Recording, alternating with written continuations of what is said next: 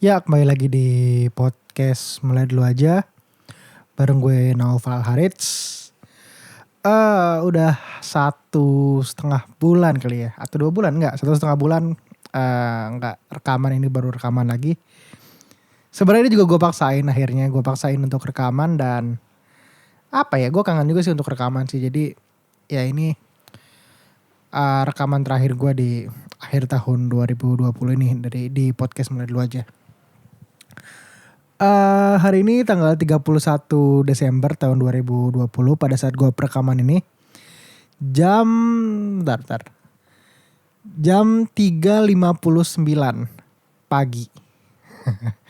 Jadi ya tergantung upnya kapan ya. Kayaknya harusnya sih upnya hari ini juga, gue ngeditnya mungkin ya gue paksain aja lah gitu.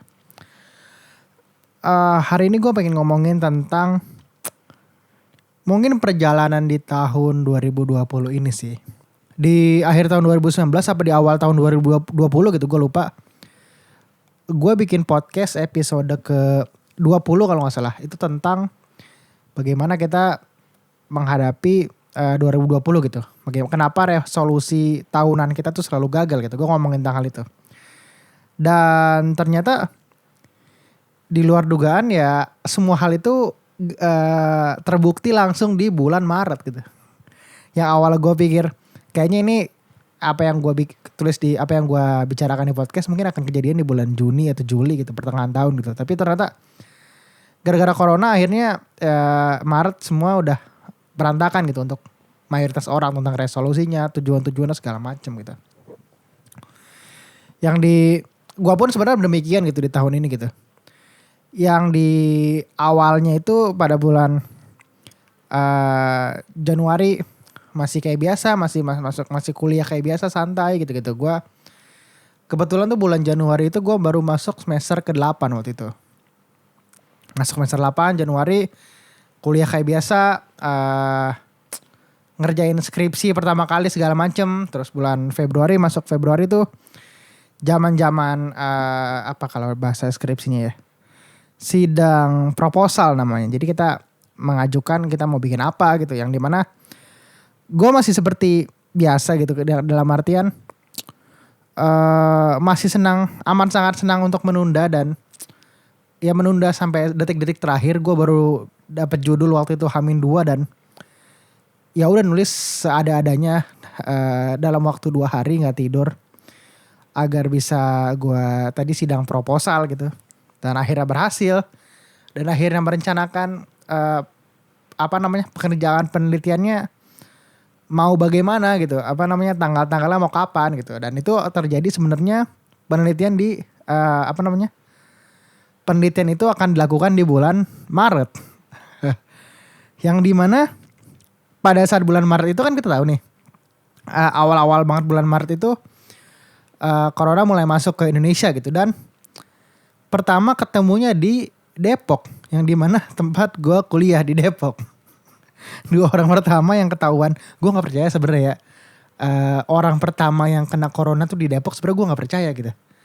Pasti yang di Indonesia ya, di Indonesia yang pertama kena corona itu pasti kalau nggak di Jakarta di Bali gitu, gue rasa pasti di antara 2 itu, karena Jakarta kan ibu kota paling ramai yang mobilitasnya tinggi gitu.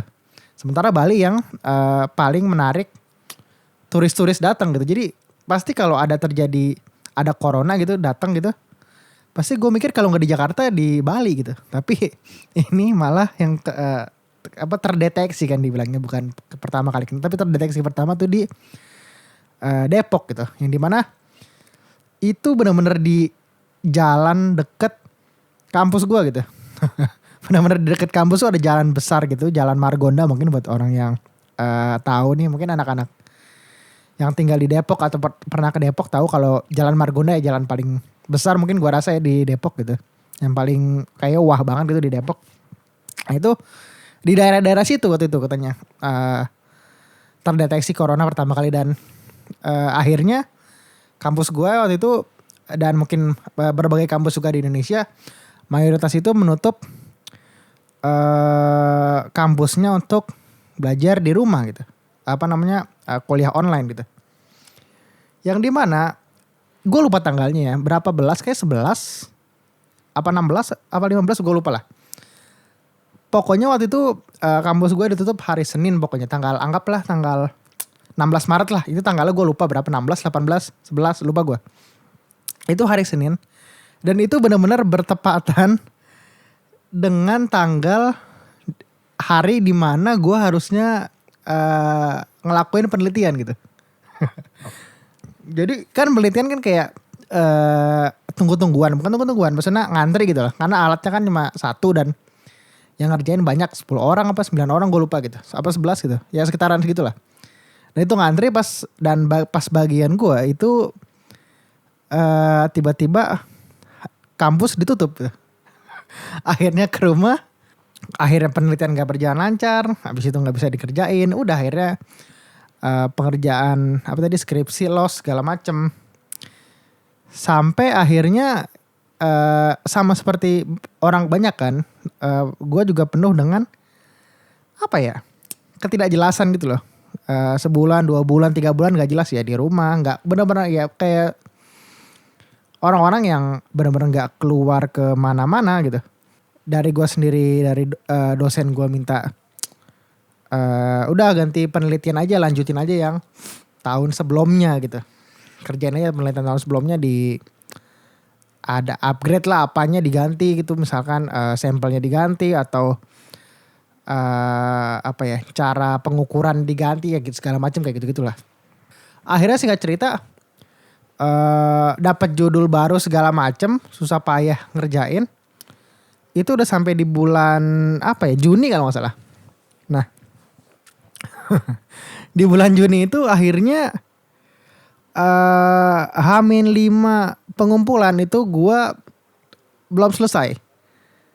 Seperti biasa, kayak gue bilang sebelumnya, gue parah banget lah ini, suka menunda-nunda. Mungkin banyak orang juga yang kayak gini sih, tapi ya lu tau lah struggle yang menunda seperti apa gitu. Apalagi di skripsi gitu.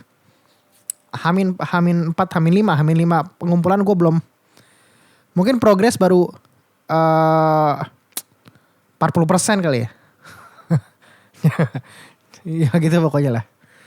Dan akhirnya 5 hari 4 malam gak tidur. Ngerjain skripsi gitu. Ngerjain skripsi, ngejar, ngetik segala macam, ngambil data apa segala macam gitu. Dan akhirnya di hari H pengumpulan selesai. Tapi akhirnya mungkin yang udah pernah dengar di episode sebelumnya juga kali ya. Gue kayak pernah cerita. Gue pasti pernah cerita juga sih. Tapi ternyata ditolak gitu. Skripsi gue ditolak saking jeleknya kali. Gue rasa emang jelek banget sih. Dalam artian ya cuma ngerjain ngerjain cuma 5 hari. Bener-bener 5 hari non-stop aja gitu. Dengan ya udah seadanya banget. Gak kelar. Banyak salah-salahnya, akhirnya gue tidak bisa menyelesaikan di pertengahan tahun ini gitu. Yang dimana harusnya gue selesai tadi skripsi bulan Juni, akhirnya nggak kelar gitu. Gue nggak bisa menyelesaikan, gue nggak bisa sidang di pertengahan tahun ini. Dan itu salah satu pelajaran penting yang gue pelajari juga pada saat pertengahan tahun ini adalah ternyata kalau gue ada saat dimana kita bisa melepaskan suatu beban yang kita punya, kita malah jadi seneng gitu. Yang dimana kan itu bisa dibilang gue gagal gitu, gue terlambat gitu untuk menyelesaikan skripsi gue gagal lah untuk menyelesaikan pada saat di bulan Juni itu gitu. Tapi di saat gue kayak ketok palu, kayak udah lu gagal nih di bulan Juni, nggak bisa gitu. Malah yang di kepala gue adalah langsung lebih terang gitu loh, dalam artian bukan sedih atau marah atau emosi-emosi negatif yang keluar, tapi malah gue malah senang, malah tenang, malah santai kayak gitu loh. Jadi gue itu salah satu tadi gue bilang ini mungkin pelajaran pertama yang gue benar-benar dapat di 2020 adalah ternyata emang nggak semua hal tuh harus berjalan sesuai yang ada di pikiran kita gitu. Kalau misalnya tidak terjadi ataupun yang nggak terjadi gitu, itu mungkin adalah jalan yang terbaik gitu. Yang dimana sebelumnya gue stres banget, akhirnya gara-gara skripsi gue nggak berhasil waktu itu, gue malah jadi tenang banget gitu. Gue bisa mengistirahatkan pikiran gitu. Itu gara-gara di bulan Maret sih. Mungkin banyak orang juga yang ngerasa kayak gitu, kayak yang awalnya mungkin punya pekerjaan yang dia sebenarnya nggak suka gitu, tapi tiba-tiba dia dirumahkan atau di PHK gitu misalkan.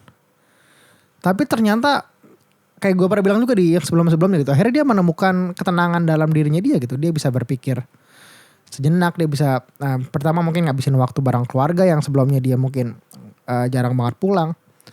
Atau mungkin dia menemukan hal lain yang menarik, misalkan kayak waktu itu pilot jadi belajar tentang ngaduk semen, bikin kayak gitu-gitulah.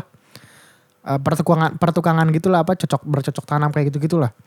Yang dimana ternyata dia suka dengan kayak gitu, dan ke depannya ingin memutuskan pindah ke pedesaan untuk bikin rumahnya sendiri gitu. Atau apalah gitu. Ternyata apa yang kita rasa kita gagal tuh, itu bikin jadi kita lebih tenang gitu. Jadi gagal tuh juga adalah pilihan yang bisa diambil gitu ternyata, untuk menenangkan pikiran gitu. Mungkin itu pelajaran pertama gitu. Terus setelah gue gak berhasil skripsi itu, kejadian yang cukup pahit mungkin ya. Kedua adalah proyekan gue, mulai dulu aja project itu akhirnya gue bekukan gitu. Gue dan bisa dibilang partner gue, teman gue sepakat untuk kita ngebekuin ini untuk waktu yang tidak ditentukan sampai kapan, mungkin berapa tahun gitu. Pelajaran yang kedua itu bulan apa gue lupa, bulan Juni, Agustus, Juli kayaknya sih. Ini yang dimana ini pelajaran kedua yang gue dapat juga di tahun 2020 adalah ternyata ada juga berbagai tembok besar yang nggak bisa gue lewatin gitu. Dan mungkin emang itu tembok itu perlu ada supaya gue sadar kalau ternyata memang level gue masih jauh banget gitu. Ada banyak hal yang harus gue pelajari dan harus gue dalami lagi gitu. Kemarin akhirnya sadar kayak gue dan partner gue dan staff gitu berpikir kalau ada banyak banget kayak dinding-dinding tebel yang gak bisa gue lewatin karena setiap nyoba model bisnis ini nggak berhasil, kebentur di sini. Nyoba yang lain kebentur lagi, nyoba lain kebentur lagi. Jadi semua balik lagi ke ada beberapa hal yang nggak bisa, emang temboknya tuh bener-bener nggak bisa gue lewati sendiri gitu loh. Bener-bener butuh bantuan orang lain, butuh bantuan dari ilmu yang lebih banyak, butuh bantuan dari kenalan yang lebih banyak, butuh bantuan dana yang lebih banyak gitu. Jadi itu bikin gue pelajaran yang gue dapat tadi kayak gue bilang, mungkin terkadang juga kita butuh tembok yang bikin kita sadar kalau sebenarnya kita perlu banyak banget introspeksi diri gitu. Apa yang kita kurang gitu. Dan yang awalnya proyekan gue itu gue bisa bilang adalah tujuan jangka panjang banget gitu, yang gue jangka panjang banget untuk gue gitu. Akhirnya gue mengambil pilihan langkah besar untuk ya udah kita bekukan dulu gitu. Dan ya walaupun itu gak mudah, tapi gue bisa bilang itu langkah yang cukup benar mungkin, dan itu langkah yang cukup berani yang gue dan teman gue mungkin ambil di saat itu gitu, dan mungkin sampai saat ini juga gitu. Itu kedua. Gue belajar juga dari tentang olahraga gitu. Ternyata gue tuh bisa loh olahraga rutin gitu, habit lah sebenarnya, bukan olahraga lah. Sebenarnya gue bisa ngebangun suatu hal gini. Sebenarnya gue baru sadar kepada diri gue sendiri ya. Gue bisa belajar apapun yang gue mau gitu, kecuali kalkulus dan ngoding gitu. Tapi gue sadar kayak ternyata gue bisa belajar apapun yang gue mau gitu. Gue bisa membuat habit apapun yang gue mau gitu. Salah satunya tadi olahraga gitu. Yang dimana ada masa-masa dimana gue bener-bener olahraga rutin. Bahkan mungkin seminggu bisa 6 kali bahkan 7 kali. Bahkan kadang-kadang gue mungkin gue lepasin lah. Maksudnya 6 hari 5 hari gitu. Seminggu gue bisa olahraga bener-bener rutin setiap hari jam 5 sore. Apapun yang gue kerjakan lagi malas-malasan. Misalnya gue lagi main atau gue lagi ngerjain apa yang produktif gitu. Gue tinggalin semua setiap jam 5 sore. Ganti jadi pakai jersey. Dan gue olahraga, benar-benar olahraga yang benar-benar serius gitu. Dan ternyata itu bisa dilakukan gitu. Ternyata habit tuh bukan semudah itu. Ya bener sih, habit semudah itu untuk kita buat gitu. Gue belajar kalau ternyata perubahan kecil 1% tiap hari demi hari terus itu tuh matters gitu. Jadi sebenarnya kita terkadang kita nggak perlu juga ngambil jalan pintas yang kalau kata Gary V ini sangat masuk akal sebenarnya. Cara yang perlu kita lakukan untuk kita bisa punya badan yang fit gitu, badan yang fit punya banyak energi adalah makan yang benar sama olahraga teratur. Udah 2 itu. Tapi orang-orang pengennya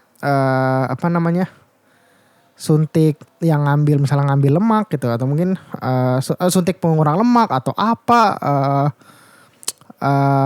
sih yang namanya itu yang kalau dipakai yang buat lebih kuat itu kalau doping lah maksudnya pakai obat-obatan gitu. Tapi orang-orang pengen seperti itu. Orang-orang tuh pada pengen ngambil shortcut gitu, ngambil jalan pintas gitu. Yang dimana sebenarnya yang kita perlu lakukan cuma 2 hal itu gitu. Kita tahu jawaban dari semua dari mayoritas dari masalah yang kita punya gitu sebenarnya, mayoritas gitu. Tapi kita suka nyari jalan pintas yang sebenarnya terkadang hal itu nggak perlu juga gitu, dan kita bisa membuat perubahan sedikit demi sedikit 1% tiap harinya untuk menjadi lebih baik gitu, dan juga menyelesaikan permasalahan yang kita punya gitu. Ternyata bisa seperti itu gitu. Itu terbukti gua bukti nyata dari hal tersebut gitu. Gua bisa olahraga secara rutin tuh. Gue pikir itu adalah hal yang aneh gitu.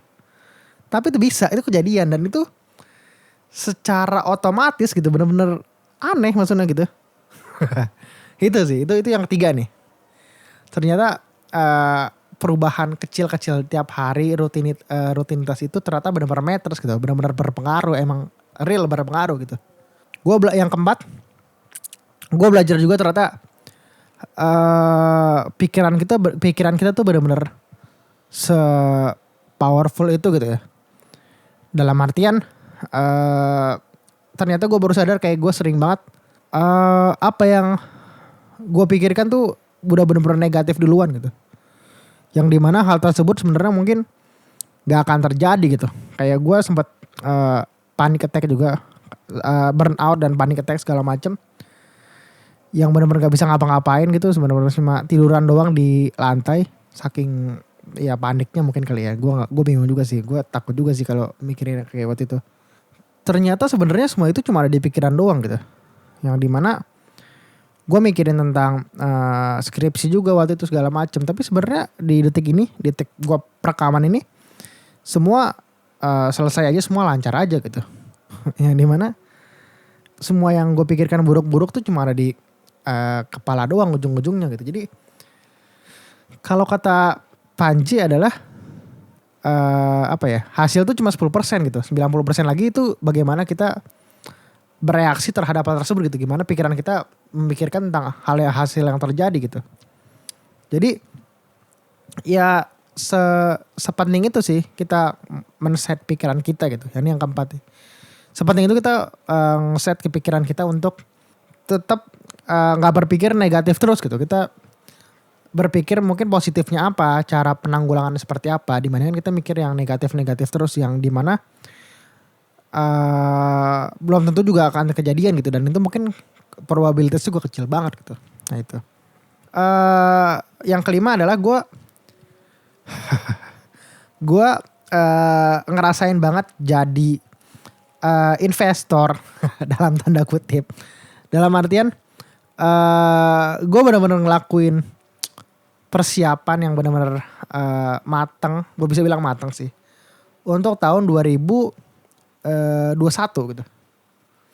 Yang dimana tahun 2020 ini mungkin untuk semua orang ya. Untuk banyak orang ya. Bikin banyak orang sadar kalau sepenting itu kita punya backup uang gitu. Yang dimana kita punya dana darurat, kita punya dana tabungan, kita nyimpen di mana dulu segala macam gitu. Yang dimana dari sisi investasi, dari sisi finansial gitu, gue bisa bilang kalau harusnya kalau cara untuk mayoritas orang harusnya sebenarnya kalau dia punya simpenan seenggaknya selama setahun aja gitu. Orang itu udah bisa hidup sampai Maret tahun depan gitu. Maret tahun depan tuh berapa bulan lagi? 3 bulan lagi. Udah bisa. Seenggaknya tuh seburuk-buruknya masih ada amunisi gitu lah sampai Maret tahun depan gitu. Masih punya dana darurat misalnya setahun nih. Corona mulainya Maret kemarin gitu. 2020. Sebenarnya masih punya simpenan untuk sampai Maret tahun depan gitu. Harusnya idealnya kan seperti itu, tapi nggak tahu sih. Orang sadar kalau ternyata benar-benar punya dana darurat itu sepenting itu gitu. Dan gue rasa juga banyak orang yang sadar akhirnya kalau sebenarnya nggak ada yang pasti lah ya di karir mungkin kali gue nggak tahu sih. Kayak orang kan banyak yang mikir kalau punya pekerjaan tetap gitu, kerja jadi misalkan ya, kerja di swasta lah atau apa yang bayarannya misalnya gede gitu, itu ya udah hidup lo udah terjamin aja, udah enak udah terjamin lah, tinggal kerja nunggu gajian di akhir bulan, terus udah lanjut bulan depan lagi lanjut lagi. Dan stigma yang ada adalah seperti itu gitu, yang orang-orang yang punya kerjaan tetap sendiri dibandingkan orang yang misalkan buka bisnis sendiri misalkan, atau ya freelancer, pokoknya yang kerja sendiri gitulah, itu nggak aman gitu ya. Sedangkan yang aman adalah yang punya kerjaan tetap gitu, yang dimana sebenarnya itu terbantahkan semua, benar-benar terbantahkan di tahun ini gitu. Benar-benar gak ada yang pasti, dan yang bisa menyelamatkan diri kita adalah diri kita sendiri ujung-ujungnya, atau keluarga lah mungkin. Nah, maksudnya kita cuma bisa menyelamatkan diri kita sendiri ataupun keluarga sendiri gitu. Itu akhirnya baru disadari oleh banyak orang gitu dari sisi uang gitu. Dan dari sisi tadi investasi ini menyangkut juga, ini poin kelima. Semua pada turun lah ya, ekonomi jatuh, resesi bahkan.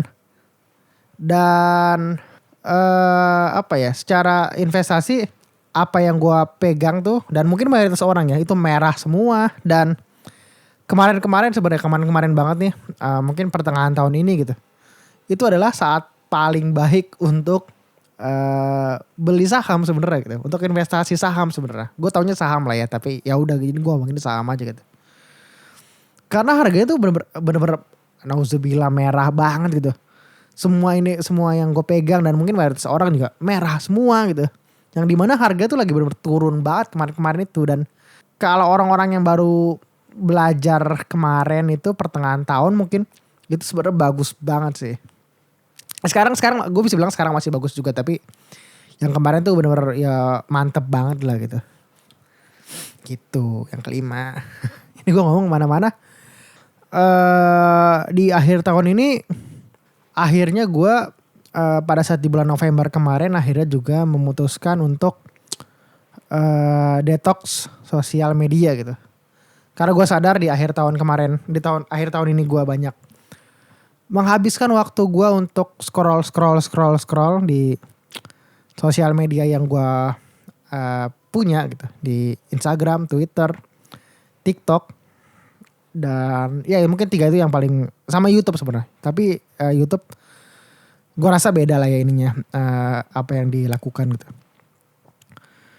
gue banyak menghabiskan waktu di 3 itu, akhirnya apa ya, gue merasa kalau diri gue nggak sehat gitu. Ini yang keenam nih, ini poin keenam nih sebelum gue lupa.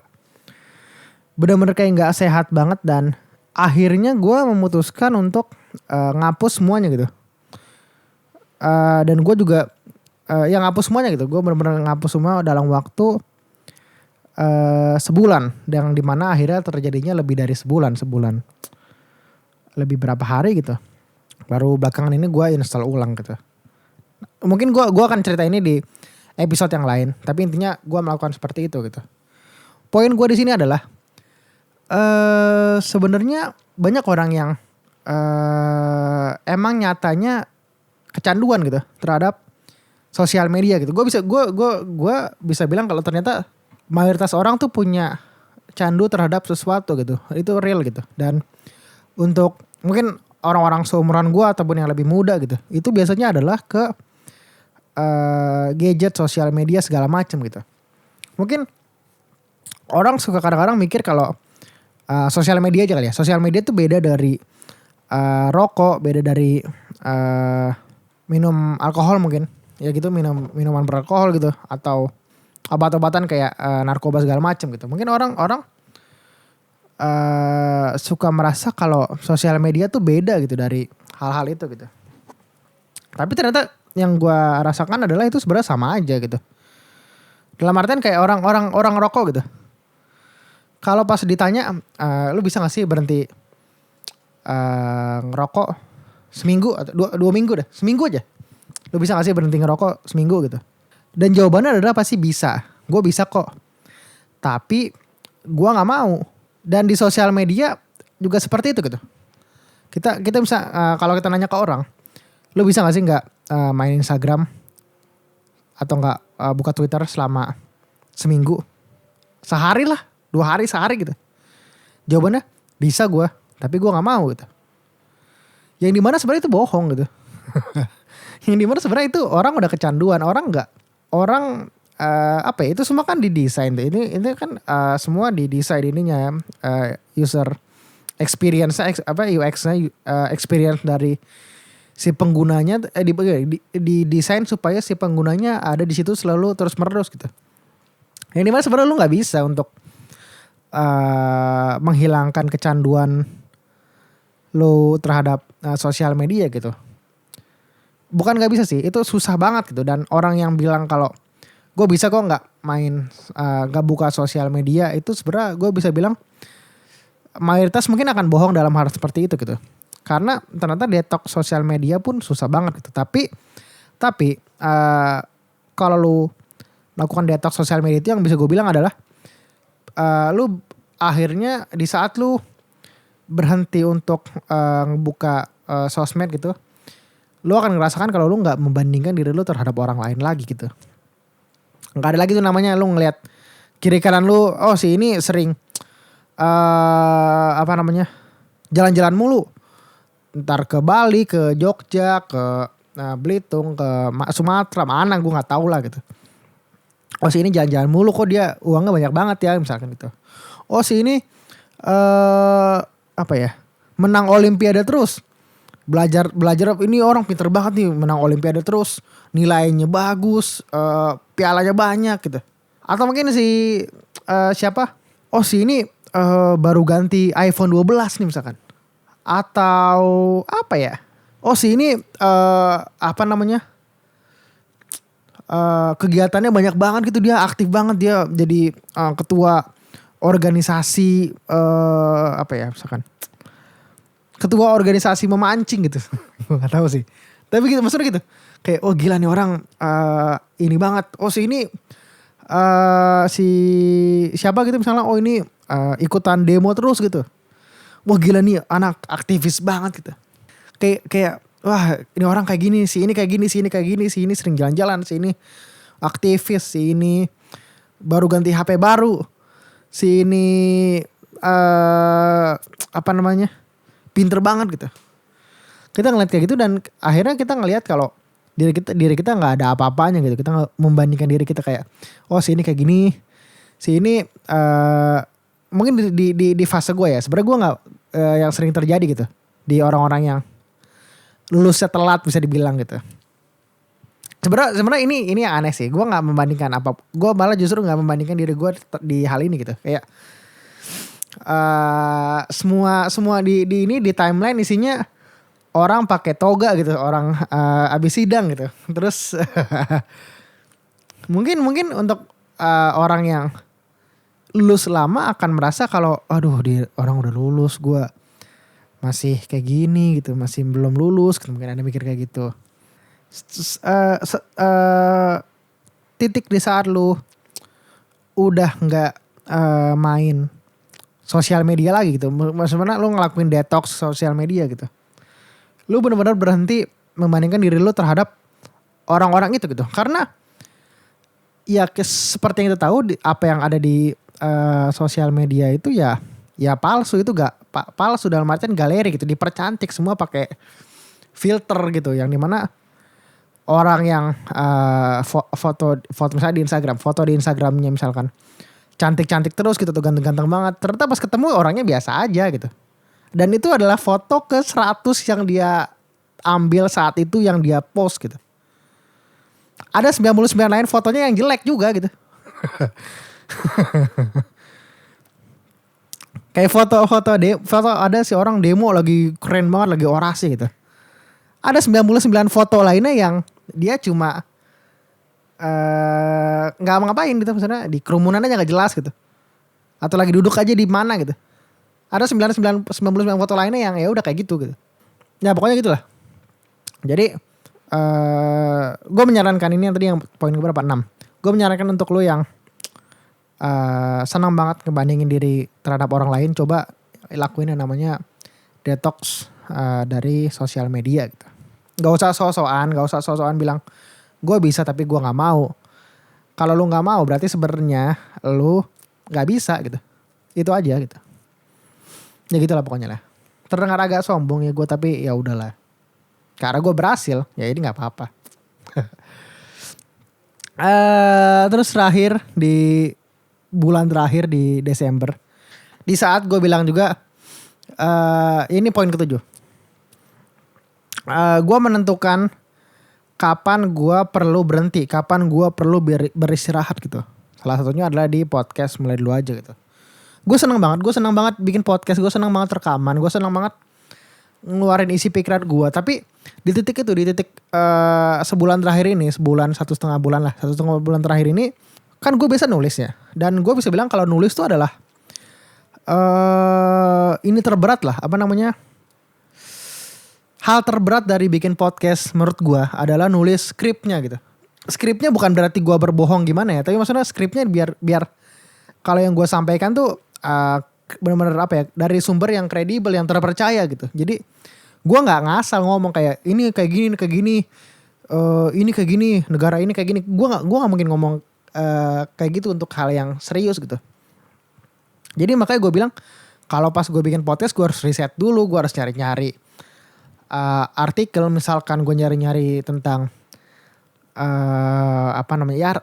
artikel atau pemahaman ilmu-ilmu tentang apa yang gue bawakan di podcast gitu. Gue harus nyari-nyari, gue harus nulis, tadi gue bilang gue harus riset, terus gue nulis skripnya gitu. Dan gue bisa bilang itu susah banget gitu. Susah banget nyari inspirasinya. Nulisnya mah cepet, nulisnya cuma ya 20 menit, 15 menit selesai gitu. Tapi nyari inspirasinya, gue mau bikin apa yang lagi menarik, itu susah banget gitu gue mikirnya. Dan di 1,5 bulan kemarin itu tuh gue bisa bilang kalau gue udah ngabisin amunisi yang ada di kepala gue tuh udah habis itu. Gimana ya? Udah gak fresh lagi isi kepala gue gitu. Maksudnya mau bikin apa tuh bingung karena udah gak fresh bener-bener kayak semuanya tuh. Gini deh, gue udah punya jumlah total audio yang gue publish itu 67,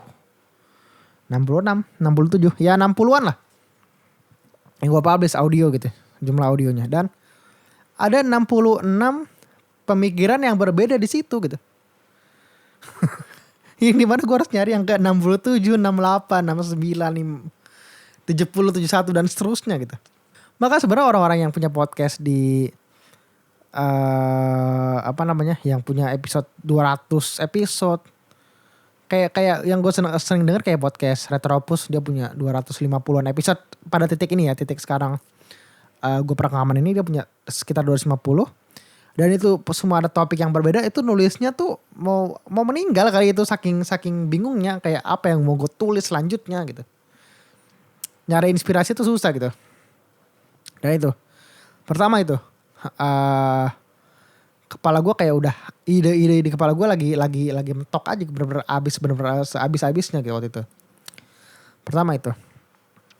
Tapi gue bilang kayak di awal tadi, gue seneng banget rekaman, gue seneng banget ya bikin podcast gitu, gue seneng. Tapi di titik seperti itu gitu. Dan yang kedua adalah gue butuh diri gue untuk benar-benar fokus untuk ngelanjutin tadi skripsi lagi gitu. Terdengar seperti sebuah alasan, tapi ya gue bisa bilang itu yang terjadi gitu. Gue butuh fokus untuk benar-benar ngerjain skripsi pada saat itu. Dan sekarang juga sih, makanya gue baru rekaman lagi sekarang karena itu juga sebenarnya gitu. Ini gue paksain, bener-bener gue paksain aja karena gue saking momennya udah akhir 2020 dan gue udah gatel juga mau rekaman dari kemarin sebenarnya gitu. Akhirnya di saat itu gue yang menentukan kapan gue harus berhenti, kapan gue harus istirahat. Dan gue bisa bilang karena gue udah cukup konsisten juga. Gue bisa bilang mungkin gak konsisten banget, tapi udah cukup lah gitu. Gue setahun ini tuh udah bikin 40 gitu.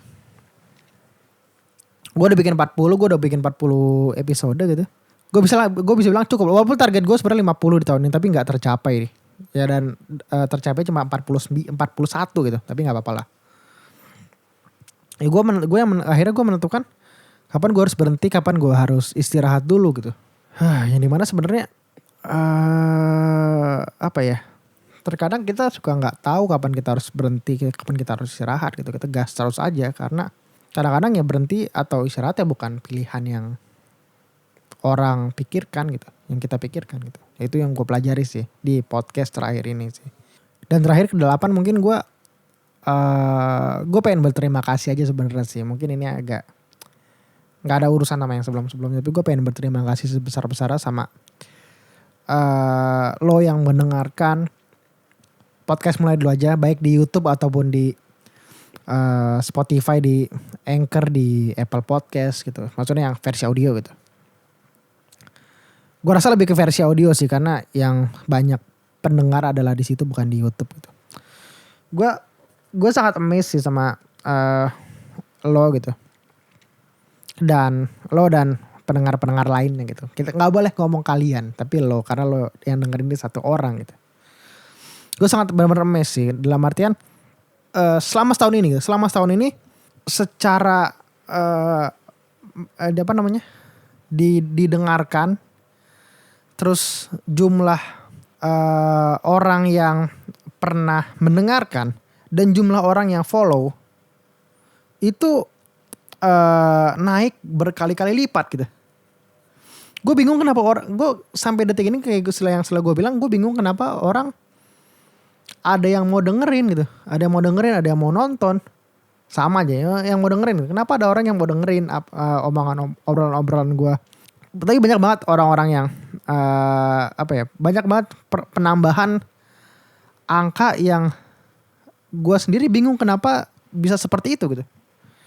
Dan bahkan yang di 1,5 bulan terakhir di mana gue gak merilis satupun episode baru gitu.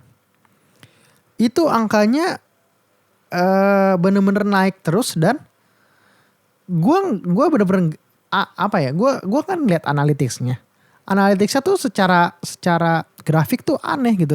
Secara grafik tuh bener-bener bener-bener aneh gitu, dalam artian kadang-kadang tiba-tiba turun, tiba-tiba naik tinggi banget yang setinggi pada saat gue upload rutin. Kadang-kadang stabil. Gimana maksudnya? Ya gitu lah, maksudnya angkanya tuh bener-bener. Gue bingung kenapa angka yang muncul seperti ini gitu. Angka pendengar yang muncul seperti ini. Dan setiap harinya tuh selalu ada banyak sekali orang yang dengerin gitu. ada lo nih lo yang denger gitu, yang benar-benar denger nggak satu nggak dua mungkin beberapa episode gitu dalam sehari gitu. Ada yang denger berapa episode sehari, ada yang beberapa orang yang follow segala macem lah gitu. Gue nggak tahu sih ini gimana sih, maksudnya gue merinding juga malah sekarang.